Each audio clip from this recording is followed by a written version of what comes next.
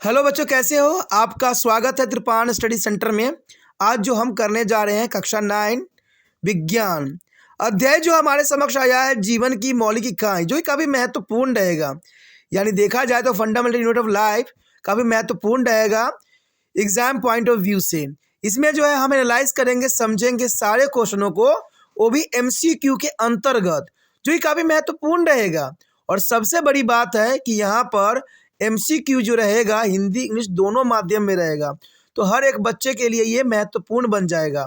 इसमें हम एनालाइज करेंगे, समझेंगे पूरे चैप्टर, जो कि एनसीईआरटी बेसिस पे आधारित है। यानी सारे क्वेश्चन जो होंगे एनसीईआरटी के अंतर्गत होंगे, तो ये और भी महत्वपूर्ण बन जाता है। चलिए देखते हैं हमारा यहाँ पर क्वेश्चन क्या आया है।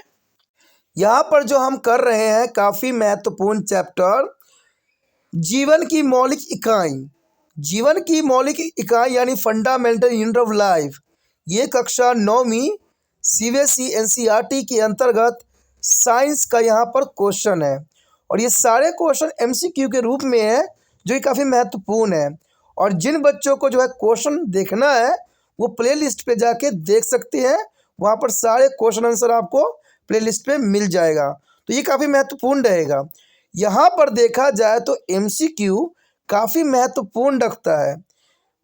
देखा जाए तो एग्जाम पॉइंट ऑफ व्यू के साथ साथ कॉम्पिटिटिव एग्जाम के लिए भी ये काफ़ी महत्वपूर्ण बन जाता है, क्योंकि हर एक कॉम्पिटिटिव एग्जाम में एमसीक्यू क्वेश्चन और साइंस के अंतर्गत होता ही होता है। तो ये काफ़ी महत्वपूर्ण आप लोगों के लिए होता है। तो देखा जाए अगर हम क्वेश्चन की हम बात करें तो हमारा यहाँ क्वेश्चन आया है। अगला क्वेश्चन हमारे समक्ष आ गया है। क्वेश्चन है कि नाभिक का महत्वपूर्ण कार्य क्या है। नाभिक का महत्वपूर्ण कार्य क्या है? क्या ये प्रकाश संश्लेषण है, बी सेलुलर प्रजनन कराना है, या सी लिपिड संश्लेषण करना है, या डी प्रोटीन संश्लेषण? देखिए यहाँ पर क्वेश्चन काफ़ी इंटरेस्टिंग है। नाभिक का महत्वपूर्ण कार्य क्या होता है? नाभिक कौन सा कार्य जो यहाँ संपन्न करती है?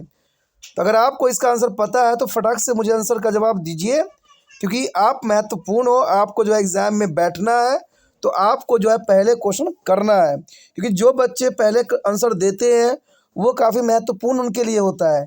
इससे उनका नॉलेज का पता चल जाता है कि वो कितने जो है पानी में है और कितना जो है एग्ज़ाम के प्रति जो है सशक्त है। क्योंकि यहाँ पर ना तो आपकी ट्रिक चलेगी और ना ही आपका जो है यहाँ पर कोई दूसरी बात चलेगी, ना निंजा हथौड़ा चलेगा, ना जापानी टेक्निक चलेगी।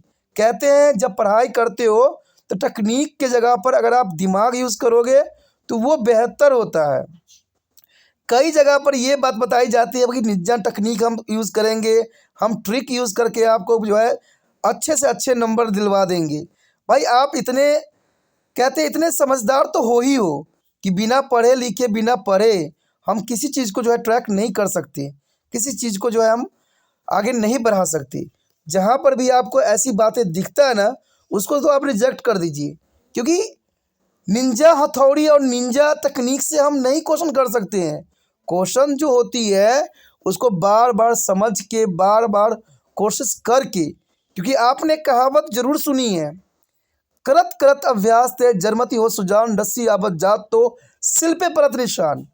कि जो बच्चा बार बार कोशिश करता है उसको कामयाबी भी मिलती है, और जो निंजा टेक्निक के चक्कर में पड़ा रहता है और जो ट्रिक के पीछे भाग रहा होता है वो कामयाब कभी नहीं होता, क्योंकि ये कभी भी सटीक नहीं बैठता है।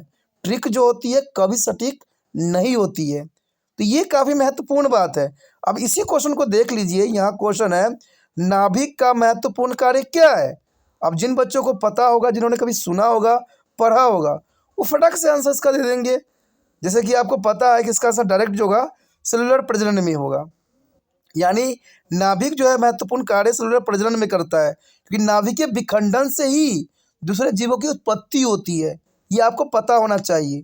आपको पता है कि जब मेल फीमेल की गैमेट जब आपस में मिलते हैं तो स्पर्म के जो है टेल पीछे रह जाती है और सिर्फ उसका न्यूक्लियस ही जो है एग में जाती है, और वहाँ से ही प्रजनन जो है स्टार्ट होती है। तो इसका मतलब सेलुलर प्रजनन ही नाभिक का महत्वपूर्ण कार्य है, और नाभिक महत्वपूर्ण यहाँ पर रोल भी अदा करता है। अब देखिए इसका आंसर समझ थी, इसलिए मैंने आपको डायरेक्ट बता दिया। ठीक है, अगर आपको भी पता होता तो आप भी फटाक से इसका आंसर लिख देते होंगे। बहुत से बच्चों ने जो है नॉलेज लगा के इस आंसर का दिया है जवाब, जो कि बहुत अच्छी बात है। तभी मैं हमेशा कहता हूँ कि ट्रिक सटीक नहीं होता है। चलिए देखते हैं अगला क्वेश्चन क्या होता है। अगला क्वेश्चन आपके स्क्रीन पे आ गया है। क्वेश्चन है, बहुकोशिकीय से क्या तात्पर्य है? बहुकोशिका का मतलब होता है यूनिसेलुलर। आखिर यूनिसेलुलर हम किसके लिए यूज करते हैं? क्या एकल कोशिका जीव के लिए यूज करते हैं? क्या साइटोप्लाज्मिक प्रक्षेपण से अमीबा की गति और भोजन में मदद करता है? क्या एक से अधिक कोशिका से बने जीव की बात हम करते हैं, या उत्तकों का एक समूह जो मिलकर विशेष कार्य करते हैं? क्वेश्चन यहाँ पर बहुत इंटरेस्टिंग है, बट सबसे पहले आपको इसका आंसर देना है। अगर आपको इसका आंसर पता है तो फटाक से आंसर मुझे दीजिए, कमेंट कीजिए और अपने नोटबुक पर लिखिए, क्योंकि बाद में हमें एनालाइज भी करने हैं कि हमने कितने क्वेश्चन का आंसर जो है सही किए। तो क्वेश्चन तो आपको समझ में आ ही गया होगा कि बहुकोशिकों से क्या तात्पर्य है। हम multi cellular, unicellular, one cellular के बारे में हमेशा पढ़ते हैं। तो यहाँ हमसे पूछ लिया है यूनिसेलुलर यानी बहुकोशिकीय से क्या तात्पर्य है। तो देखा जाए एकल कोशिका जो होता है ये तो नहीं होती है, एक कोशिकीय तो नहीं हो सकती है कि बहुकोशिकीय की बात कर रहा है। एकल कोशिका जीव तो हो नहीं सकता। तो इसका मतलब देखा जाए तो ए ऑप्शन यहाँ पर रिजेक्ट हो रहा है, ए ऑप्शन इनकरेक्ट बता रहा है। बी देखिए, साइटोप्लाज्मिक प्रेक्षण जो अमीबा की गति और भोजन में मदद करता है। भाई अमीबा की बात कर दिया गया यहाँ पर, तो क्वेश्चन ऑटोमेटिक गलत हो गया। क्यों? क्योंकि अमीबा जो होता है वन सेलुलर होता है और हमसे यहाँ पर यूनिसेलुलर की बात कर रहा है। ठीक है, तो इसका मतलब बी ऑप्शन भी यहाँ पर रिजेक्ट हो गया। सी कहता है एक से अधिक कोशिका से बना होता है। हाँ देखिए, यूनिसेलुलर जो होता है एक से अधिक कोशिकाओं से बना होता है, यानी देखा जाए तो सी ऑप्शन आपका सही है। और जिन बच्चों ने सी ऑप्शन पे अपना दिमाग लगाया था और जिनका सच्ची में सी ऑप्शन था, वो सारे बच्चों का क्वेश्चन जो है सही जाएगा। और एग्ज़ाम में भी इसी तरह से दिमाग लगाना है और अपना आंसर जो है स्पष्ट रूप से देना है, ट्रिक का इस्तेमाल नहीं करना है। चलिए देखते हैं, ट्रिक के न इस्तेमाल करते हुए अपना अगला क्वेश्चन देख लेते हैं।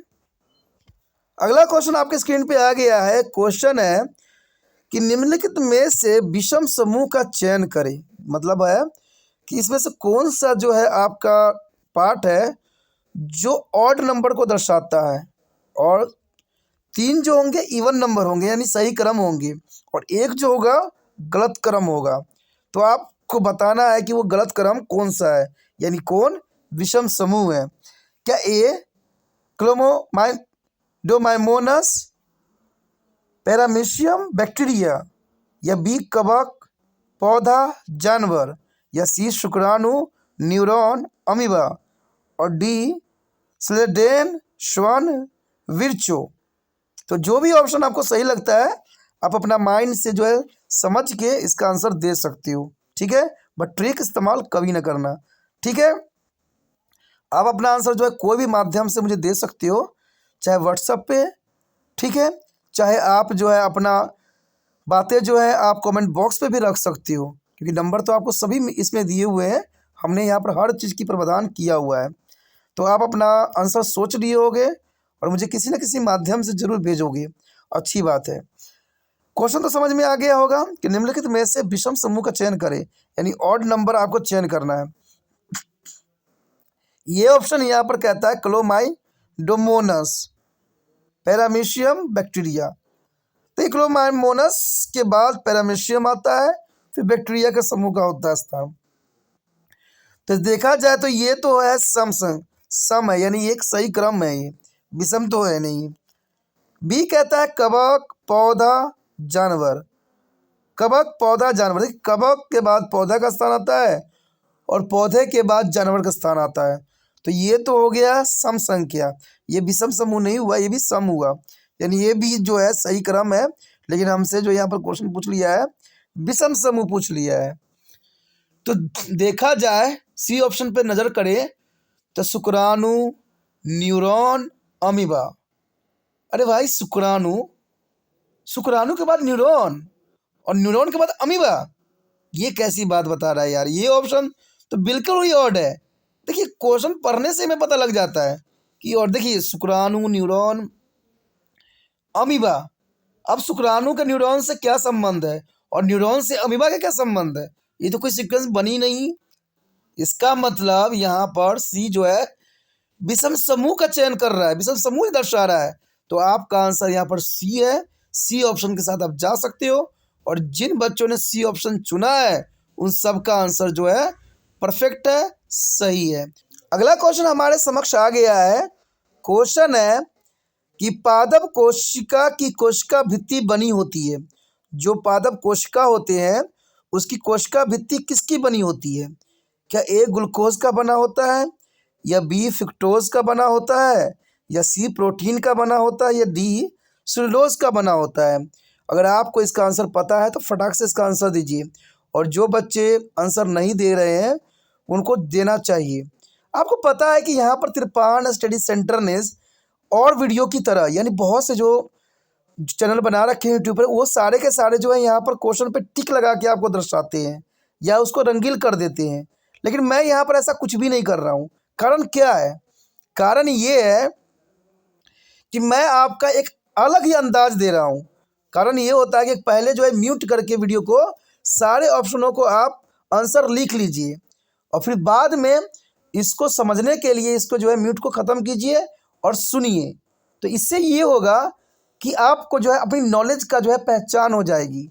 अगर मैं यहाँ पर पेंसिल या जो है पेनों का यूज़ करता तो आपको फटाफट आंसर पता लग जाएगा। और मैं जानता हूँ कि कोई बच्चा जो होगा सामने पढ़ा हुआ और उसको न इस्तेमाल करे तो हो नहीं सकता। इसलिए यहाँ पर मैंने जो है ऐसा प्रावधान बनाया है, क्योंकि मैं चाहता हूँ कि अगर म्यूट करके अगर पूरी वीडियो देख लेते हो और निशान लगा लेते हो तो जर्नल सी बात है आपका जो है पेपर के लिए बहुत ही अच्छा तैयारी हो सकता है। और शायद ही ऐसा यूट्यूब में कहीं होगा जो इस तरह का जो है कार्य किया होगा। लेकिन मैं तो सिर्फ आपके लिए कार्य करता हूँ, इसलिए ऐसा वीडियो बनाता हूँ। तो चलिए इस क्वेश्चन को भी हम एनालाइज करके देख लेते हैं कि पादप कोशिका की कोशिका भित्ति किसकी बनी होती है। जो पादप कोशिका यानी पौधे का पौधे पादप कोशिका यानी पौधे की बात कर रहा है, उसकी कोशिका भित्ति किस चीज़ की बनी होती है? क्वेश्चन साफ है। देखिए ग्लूकोज का तो बना हुआ नहीं होता है, पौधों में ग्लूकोज जो है बात नहीं आती है, फ्रुक्टोज की भी नहीं आती है, और प्रोटीन की तो बात आएगी नहीं क्योंकि प्रोटीन तो नहीं रहती है इसमें। यानी ए बी सी जो है बिल्कुल ही ऑड ऑप्शन है, बिल्कुल रिजेक्टेड ऑप्शन है। तो सी डी जो है आपका सही है, सेलुलोज। देखिए पादप कोशिका की कोशिका भित्ति जो होती है सेलुलोज का बना होता है, यानी डी ऑप्शन आपका सही है। डी ऑप्शन के साथ आप जा सकते हो। तो चलिए देखते हैं अगला क्वेश्चन क्या है। अगला क्वेश्चन आपके स्क्रीन पे आ गया है। क्वेश्चन है कि निम्नलिखित में से कौन सा कोशिकांग सरल शकरा से जटिल शकरा बना सकता है? यानी कौन सा इसमें से जो है कोशिकांग है जो सरल शकरा से जटिल में कन्वर्ट कर सकता है? क्या ए राइबोसोम है, या बी लाइसोसोम है, या सी एंडोप्लाज्मा रेटिकुलम है, या डी ग्लोक्सी उपकरण है? जो भी ऑप्शन आपको सही लगता है, जिस पे आप पूरे विश्वास रखते हो, उस ऑप्शन को आप अपने नोट कर सकते हो या कमेंट में भी लिख सकते हो। तो आपको क्या लगता है कौन सा आंसर यहाँ पर सत्य गया? ठीक है, तो आपने अपना आंसर जो है चुन लिया होगा और जो भी माध्यम आपको पर्याप्त लगता है मुझे भेजने की कोशिश कर चुके होंगे। अच्छी बात है। चलिए देखते हैं इस क्वेश्चन का क्या आंसर हो सकता है। क्वेश्चन यहाँ पर क्लियर है कि निम्नलिखित में से कौन सा कोशिकांग सरल शकरा से जटिल शकरा बना सकता है। देखिए इसमें अगर हम लाइसोसोम की बात करें तो इसे आत्मघात की थैली कहते हैं। एंडोप्लाज्मा रेटिकुलम का कोई वर्क अलग होती है, ग्लोक्सी उपकरण का भी कार्य अलग होता है। लेकिन अगर हम सरल शकरा से जटिल शकरा की बात करें तो इसका एक ही काम होता है, राइबोसोम का होता है। तो इसका मतलब ए ऑप्शन आपका सही जाएगा। जिन बच्चों ने ए ऑप्शन चुना है उन सब बच्चों का ऑप्शन सही होगा, ए राइबोसोम। यानी राइबोसोम जो ऐसा कोशिकांग है जो शकरा को सरल शकरा से जटिल शकरा में बदल सकता है, यानी राइबोसोम। ए ऑप्शन सही है। चलिए देखते हैं अगला क्वेश्चन क्या है। अगला क्वेश्चन हमारे समक्ष आ गया है। क्वेश्चन है पादप कोशिका में कौन सी संरचना सेलुलर प्रक्रिया को चलाने के लिए आवश्यक ऊर्जा प्रदान करने की जिम्मेदार होता है? देखिए पादप कोशिका में कौन सी संरचना जो है सेलुलर प्रक्रिया को चलाने के लिए आवश्यक ऊर्जा प्रदान करने के लिए जिम्मेदार है? ए क्लोरोप्लास्ट होती है, या बी माइटोकॉन्ड्रिया, या सी नाभिक, या डी गोल्गी उपकरण। क्वेश्चन यहाँ दिलचस्प है। ठीक है, आप अपना आंसर यहाँ पर चुन सकते हो और मुझे आंसर बता सकते हो कि आखिर ऊर्जा प्रदान करने में पौधों में किसका महत्वपूर्ण योगदान होता है। तो आपने अपना आंसर जो है चुन लिया होगा और अपना आंसर जो है मुझे ज़रूर भेजिएगा बाद में एनालाइज करके कि कौन सा आपका सही जाएगा। तो क्वेश्चन तो समझ में आ ही गया होगा कि पादप कोशिका में कौन सा रचना जो है सेलुलर कोई प्रक्रिया चलाने के लिए ऊर्जा प्रदान करता है। जहाँ तक हमने पढ़ा है कि क्लोरोप्लास्ट तो देखिए खाना बनाने में यानी भोजन बनाने में पौधों को मदद करता है। माइटोकॉन्ड्रिया होती है, उसमें एटीपी होती है और एटीपी जो होती है पौधों के लिए भी इम्पोर्टेंट होती है और ह्यूमंस के लिए इम्पोर्टेंट होती है, जीवों के लिए भी इम्पोर्टेंट होती है। और इस माइटोकॉन्ड्रिया की बात कहा जाए तो इसको पावर हाउस भी कहते हैं, यानी ऊर्जा संग्रहालय क्षेत्र। तो इसका मतलब इसका बी ऑप्शन सही है, यानी देखा जाए तो माइटोकॉन्ड्रिया को ही ऊर्जा प्रदान करने के लिए जिम्मेवार माना जाता है। तो आपका आंसर बी सही है। माइटोकॉन्ड्रिया ही है जो पादप कोशिका में जो है सेलुलर प्रक्रिया के चयन के समय ऊर्जा प्रदान करता है। तो बी ऑप्शन सही है। चलिए देखते हैं अगला क्वेश्चन क्या है। अगला क्वेश्चन हमारे समक्ष आ गया है। क्वेश्चन है, कोशिकाओं में गैसीय विनिमय होता है। कोशिकाओं में गैस का विनिमय होता है क्या? ए एक्सोसाइटोसिस के अंतर्गत, बी प्रसार के अंतर्गत, या सी ऑस्मोसिस के अंतर्गत, या डी एंडोसाइटोसिस के अंतर्गत। क्वेश्चन तो आपने समझ ही लिया होगा। क्वेश्चन काफ़ी इम्पोर्टेंट है कि कोशिकांग में गैसीय विनिमय होता है किसके थ्रू। तो आप अपना आंसर जो है चुन सकते हो और मुझे जो है इसका आंसर बता सकते हो, क्योंकि ये महत्वपूर्ण है। आपको जो है एग्ज़ाम को क्रैक करना है तो आपको आंसर पहले देना चाहिए और मुझे विश्वास है कि आपने अपना आंसर लिख दिया होगा। ठीक है, अब देख लेते हैं इसका क्वेश्चन का आंसर क्या हो सकता है। क्वेश्चन का आंसर यहाँ क्लियर है। कोशिकाओं में गैस विनिमय होता है किसके थ्रू होता है? एक्सोसाइटोसिस नहीं, एक्सोसाइटोसिस यहाँ पर जो है कोशिका में गैस विनिमय के लिए महत्वपूर्ण अंग नहीं है। तो क्या बी प्रसार है? हाँ, बी प्रसार सही है। अब यहाँ हिंदी में प्रसार ही वर्ड होंगे तो आपको कन्फ्यूज़न होने की ज़रूरत नहीं है। कोशिकाओं में गैसीय विनिमय के लिए प्रसार जो होती है काफ़ी महत्वपूर्ण अपना योगदान देते हैं गैसों को आदान प्रदान में। तो बी ऑप्शन आपका यहाँ पर सही है। बी ऑप्शन के साथ आप जा सकते हो। अब तक आपने जितने भी क्वेश्चन किए हैं सारे महत्वपूर्ण थे और सभी क्वेश्चनों को जो है आपको मुझे भेजना है कमेंट बॉक्स पे, क्योंकि ये महत्वपूर्ण है। और सबसे महत्वपूर्ण बात ये रहता है कि ये वीडियो जितना हो सके दूसरे बच्चे तक पहुंचाने में आपको जो है तिरपान स्टडी सेंटर का मदद करना है, क्योंकि मुझे पता है कि हर बच्चों तक वीडियो पहुंचना ज़रूरी है।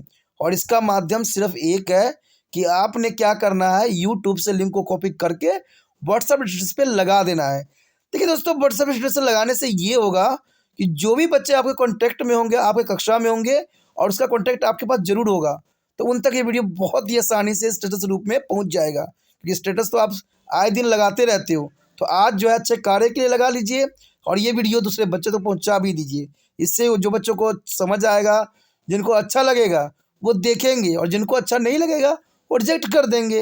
लेकिन सबसे बड़ी बात होती है कि आपने अपना कार्य किया, हमने अपना कार्य किया, हम दोनों जो है अपना कार्य कर चुके हैं। इसलिए अपना कार्य मत भूलिए।